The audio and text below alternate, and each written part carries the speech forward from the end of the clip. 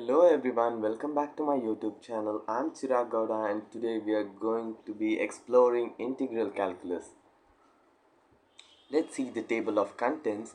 The first we would be introducing to the integral calculus, and next we are going to the fundamental theorem of the calculus, and then to the integration techniques and application of integral calculus and improper integrals. Let's start with the introduction to integral calculus. Introduction to Integral Calculus.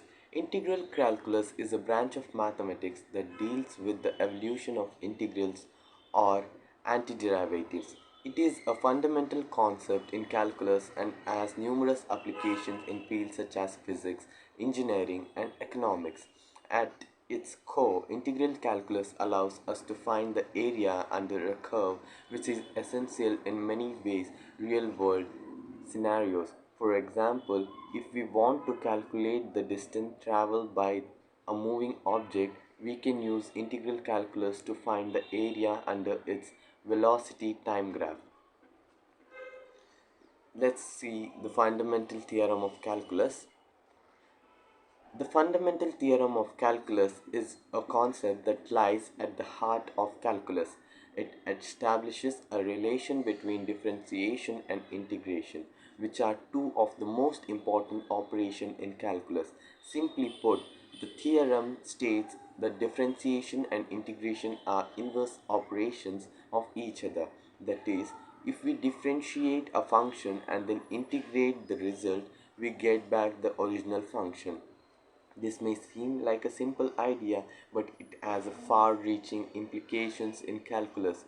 For example, it allows us to evaluate definite integrals without having to resort to tedious limit calculations. Instead, we can simply find an antiderivative of the integrand and evaluate it at the limit of integration. This makes many problems in calculus much easier to solve.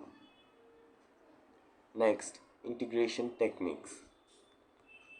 One of the most important skill in integral calculus is knowing how to integrate function using various techniques. There are several integration techniques that can be used such as substitution, integration by parts and partial fractions. Each technique has its own advantages and disadvantages, so it's important to know when to use each one. Substitution involves replacing a variable in one integral with a new variable that makes the integral easier to solve. Integration by parts involves breaking down an integral into two parts and integrating each other by parts separately. Partial fraction involves breaking down a complex fraction into simpler fractions that can be integrated more easily. By mastering these techniques, you will be able to solve a wide range of integrals and gain a deeper understanding of integral calculus. Now let's see the applications of integral calculus. Integral calculus has numerous applications in the real world, from calculating areas and volumes to determine work done in the given situation. In engineering, for example, integral calculus is used to calculate the amount of force required to move an object a certain distance. In physics, it can be used to determine the energy required to lift an object against gravity. Improper integrals. Improper integrals are integrals that either have an infinite limit of integration or an integrand that becomes unbounded at one and or more points within the interval of integration. These type of integrals require a special approach for evaluation. To evaluate improper integrals, we can use a variety of techniques such as limits, comparison test, and variance test. For example, if the integral has an infinite limit of integration, we can take the limit as the upper bound approaches infinity to determine if the integral converges or diverges. If the integral has unbounded integrand, we can use comparison test to compare it to a known very convergent or divergent integral.